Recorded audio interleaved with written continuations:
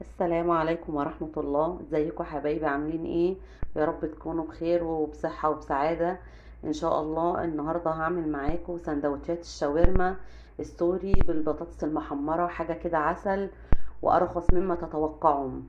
انا ابني جاب السندوتش ده من مطعم من بره، والله عدى 60 جنيه. انا عملت 6 سندوتشات ما كلفونيش 100 جنيه على بعضها، وحاجة كده عسل. بصوا كده ما شاء الله، يعني حاجة بيتي وطعم وريحة مفيش بعد كده. والعيش عاملاه في البيت على ايدي، هقول لكم على الطريقة بتاعته في فيديو تاني. والشاورما عملتها قدامكم كده، حاجة رائعة وطعم وريحة جميلة جدا وحاجة اقتصادية واحلى من اللي بره 100 مرة. يعني ما حسيتش ان في فرق بين دوت وبين اللي احنا اشتريناه من بره خالص، بل بالعكس اللي انا عاملاه في البيت طعمه احلى وريحته جميلة جدا. اول حاجة هنسمي الله ونصلي على رسول الله وهنبدأ معاكم. هنا عندي نص كيلو بانيه، قطعته هنا شرايح كده رفيعة، ما تخنيهاش قوي علشان تستوي على طول. وعندي هنا البهارات، من كل حاجة من دي معلقة صغيرة: ملح ابيض وفلفل اسمر وكمون وكركم، وعندي هنا 7 بهارات ومعلقة بصل بودر وتوم بودر، وبحط هنا معلقة سكر صغيرة، وهنا عندي معلقة خل، واحط هنا معلقة زيت. هقلب بقى المكونات دي كده كلها في بعضها، واحطها في التلاجة لمدة ساعة على ما ايه تشرب من التتبيلة اللي احنا تبلناها دي. وعندي هنا كده في طاسة فاضية بسيبها بس على حرارة النار شوية 5 دقايق كده، وبنزل بمعلقة زيت. وبدي بقى بنزل بالفراخ ديت اعمل لها صدمة. ما بتقلبيهاش اول ما تحطيها عشان ما تتهريش، تسيبيها كده بس دقيقتين تشمع، وبعد كده تبدأي تقلبي فيها. يا ريت اللي بيشوفوا الفيديو بتاعي يقولي لي هما من انهي بلد، ويعملوا لي لايك واشتراك للقناه لو اول مره يشوفوني. وبصراحه انا مبسوطه جدا من متابعيني، بحبهم قوي قوي على تعليقاتهم الجميله اللي بتديني حافز بصراحه، وبشكرهم جدا. وعندي هنا طماطمايه وبصلايه عملتها جوانح كده، وعندي هنا قرنين شطه. بصراحه ما كانش عندي فلفل اخضر، فكان عندي احمر حطيت. انت عندك فلفل الوان حطي، فلفل اخضر حطي، يعني اي الموجود عندك. ما توقفيش نفسك على حاجة معينة. بهدي النار عليها شوية وبغطيها لحد ما تستوي كده مع المكونات دي. هتبدأ تجيب مية كده، كده هي بتبدأ تستوي.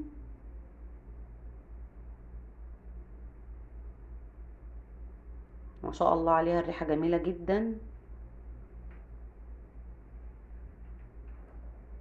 عندي بقى هنا المكون السحري دوت، بصراحة دي خلطة شاورما جاهزة. حرفيا الخلطة دي بتقلب ميزان الطبخة بطريقة جميلة، بتغير ريحتها وبتخليها تحفة.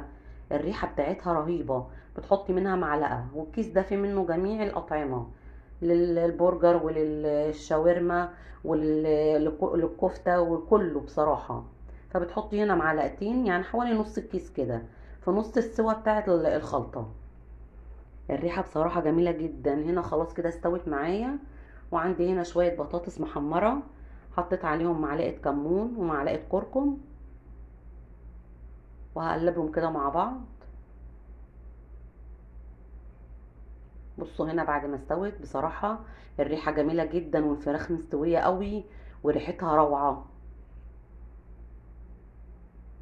عندي هنا العيش دوت اسمه عيش اللي هو الصاج، او اللي هو العيش السوري. انا بعمله بحطه في التلاجة، وقت ما بستعمله بطلعه او في الفريزر.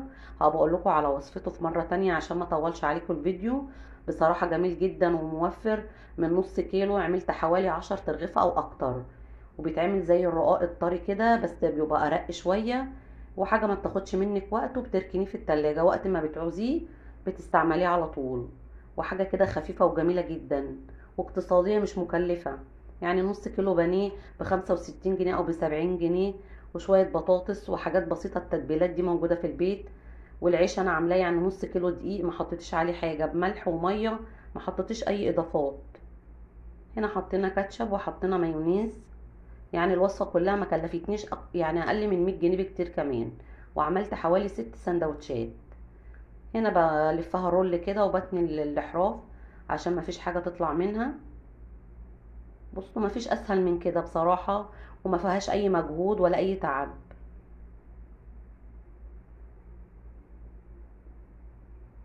هعمل معاكم رغيف كمان. بصوا العيش عامل ازاي، الله اكبر عليه عسل.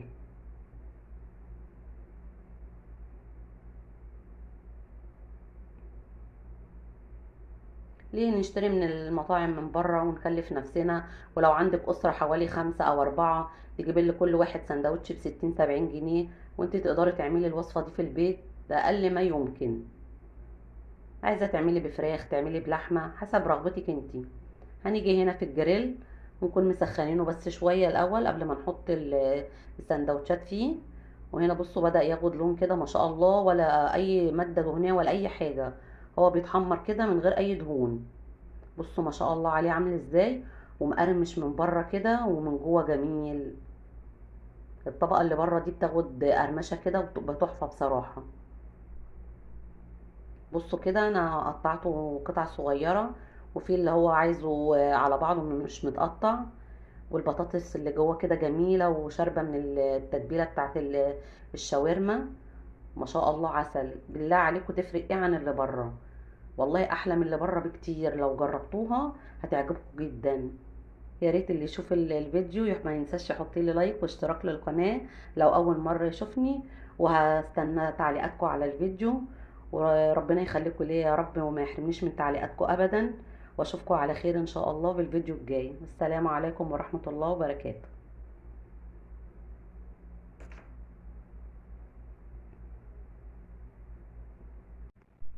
السلام عليكم ورحمة الله. ازيكم حبايبي عاملين ايه؟ يا رب تكونوا بخير ان شاء الله. النهاردة هعمل معاكم وصفة جميلة جدا، من الوصفات اللي بحبها وبتبقى بصراحة جميلة جدا في الاكل، وولادي بيطلبوها دايما. هعمل معاكم الكفتة المشوية بالبطاطس، مفيش احلى من كده. هنسمي الله ونصلي على رسول الله ونبدأ معانا الوصفة. هنا معايا نص كيلو لحمة، عليه طبعا لازم يكون فيه نسبة دهنة. هنحط هنا معلقة فلفل اسمر ومعلقة كمون ومعلقة ملح ابيض، وهنا معلقة توم باودر وبصل باودر ونص معلقة من البهارات، وعندي شعرة سكر صغيرة بنحطها عليها.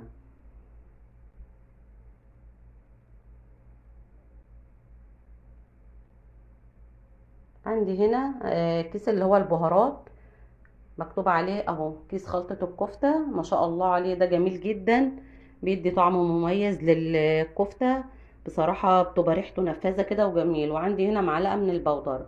البودر هنا فايدته ان هو مش بيخلي اللحمة تكش، مش بيخلي صوابع اللحمة تكش كده، وبتخليها جميلة ما شاء الله منفوشة وما بتكشش. وعندي هنا ربطة خضار بقدونس على كزبرة كده بخرطها عليهم.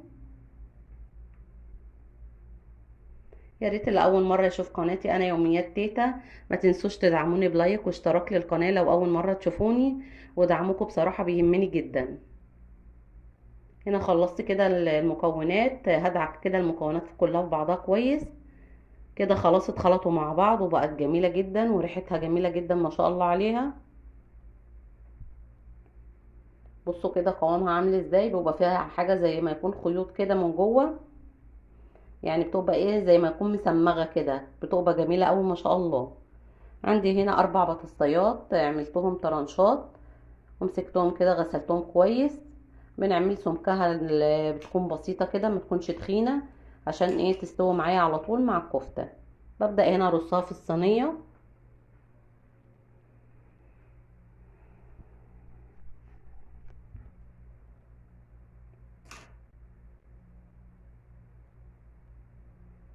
الوصفة دي يا جماعة من الوصفات الجميلة جدا والسهلة وموفرة، وبتعملي من نص كيلو لحمة كمية جميلة جدا من الكفتة. عندي هنا بصلاية مبشورة وطماطميتين بشرتهم كويس، وهبهرهم هنا بنص معلقة فلفل اسمر ونص معلقة ملح ابيض، واحط هنا حوالي 3 معالق زيت كده عليهم. هخلطهم كويس مع بعض.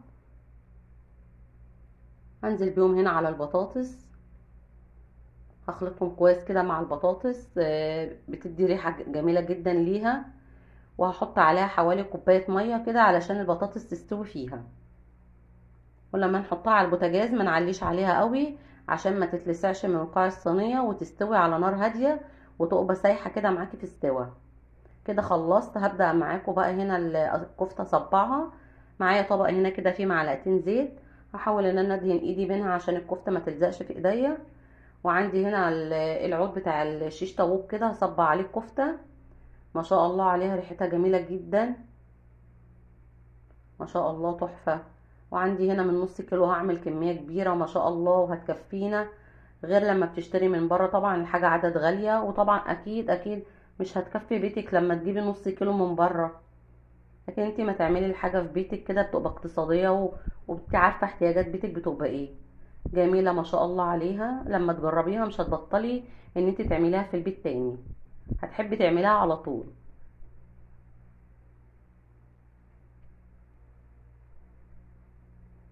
ما شاء الله ما شاء الله تحفة بصراحة.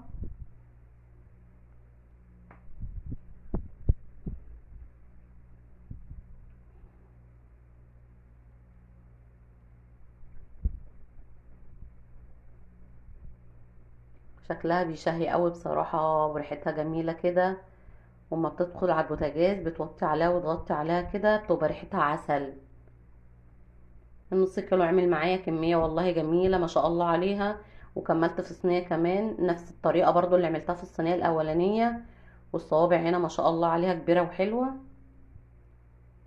حطهم كده على البوتاجاز، وبعد ما بيستوهم بدخلهم تحت الشواية بياخدوا لون مش أكتر.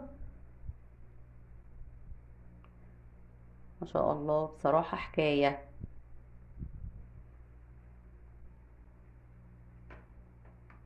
خلاص كده استووا معايا، ومعايا هنا فحمية هحط عليها نقطة زيت كده افحمهم عشان تبقى ايه زي كفتة الحاتي كده ما شاء الله عليها جميلة.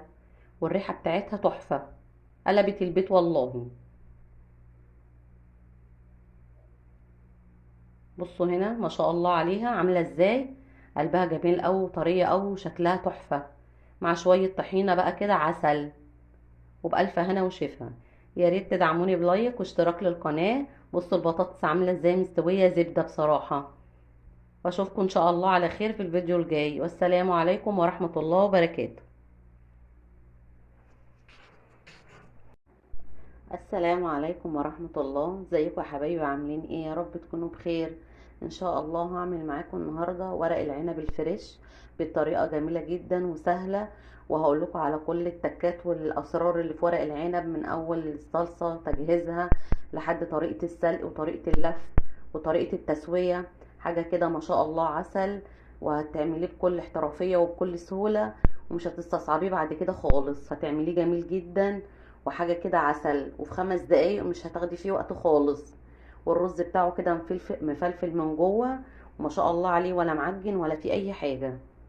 هنجيب الاول حاجة هنقطف ورق العنب كده، عندي قطفته وامسكه اغسله وهرصه على بعضه هنا كده. ما شاء الله ده ورق عنب فريش طبعا، ده بتاع اخر السنة. فاما سألت هو موجود لحد دلوقتي ليه، فقالوا ده دوت ورق عنب اللي هو البناتي اللي كان المفروض ينزل في البداية. بس ما شاء الله عليه كده ناعم كده وجميل. هجهز بقى هنا عندي حلة، احط نصها مية وهسيبها تغلي، وهنزل بقى بورق العنب ابدأ ايه اسلقه. لو عندي العنب يا حبايبي متخزن في الفريزر بحط معلقة زيت، وبحط معلقة ملح ابيض. لكن هو طالما فريش مش بحط زيت ولا بحط حاجة، هو ما شاء الله يعني مش بيبقى محتاج. وبنزل عندي هنا بالكمية وبغطسها في المية، واول ما لونه بيبدأ يتغير بقلبه على الناحية التانية.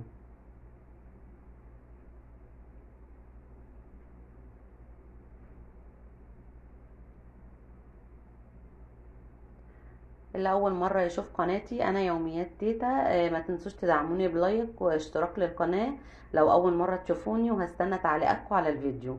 واستنوا الفيديو للاخر، فيه حاجات جميلة جدا واسرار عن ورق العنب وحاجات جميلة هتسمعوها لاول مرة. هنا هقلب ورق العنب كده بدأ لونه يتغير. وعندي هنا طبق حاطه نص مية من حنفية عادية، وبطلع من المية السخنة بحط في قلب المية التانية دي الفترة دي، علشان ورق العنب ما يستويش معايا قوي، وما اجي الفه ما يتقطعش. هنا هنعمل بقى الصلصة بتاعت المحشي. عندي هنا كوباية زيت، هنزل عليهم هنا 3 بصلات مفرومين، يكونوا وسط، ولا خشنين قوي ولا ناعم قوي. ومعاهم قرن شطه خضرة كده مفروم معاهم في الكبه، ويا دوبك بس يبداوا ريحتهم تطلع كده. مش عايزه ان انا احمرهم او اغير لونهم، يا دوبك بس يسخنوا كده وهنزل عليهم. انا جايبه للكيلو ورق العنب كيلو ونص طماطم. وبصراحه انا بحب ان انا احط مكعب بنجر، يعني بجيب البنجر واحطه في الفريزر، وبطلع مثلا اخد قطعه قطعه كده للطماطم لو ما بتكون مش حمراء، وفي نفس الوقت قيمته الغذائيه حلوه قوي. واحط معلقه كمون ومعلقه فلفل اسمر ومعلقه ملح ابيض ومعلقه شطه. وعندي هنا بحب احط كده على اي نوع طبيخ او محاشي، بحب احط معلقه سكر. هنغطي عليه هنا لحد ما الصلصه تتسبك كده وقوامها يتقل.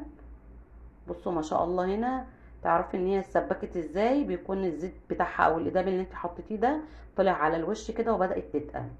بصوا هنا الورق بعد ما صفيته وغسلته، ما شاء الله عليه جميل جدا. والورقايه صفرة كده وجميله ومش مهري ولا في اي حاجه.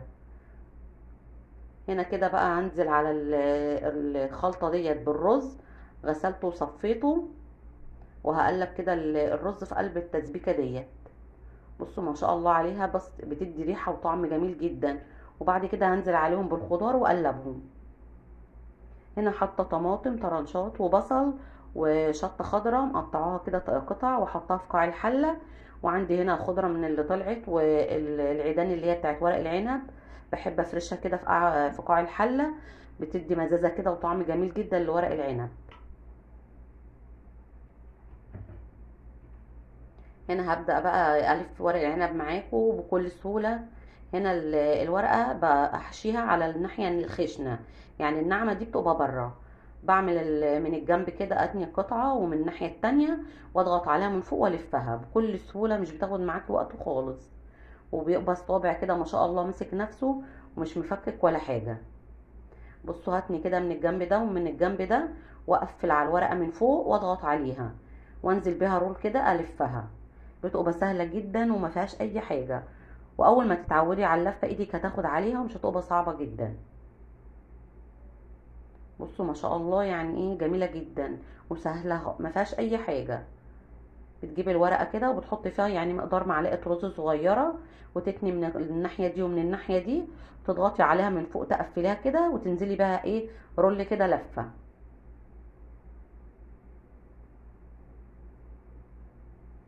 برضو يا جماعة هنا بنحب ان احنا، بصوا الناحية الناعمة دي بتبقى بره، واللي فيها الخيوط دي او العروق دي بتبقى لجوه عشان الورقية تطلع ناعمة معاكي.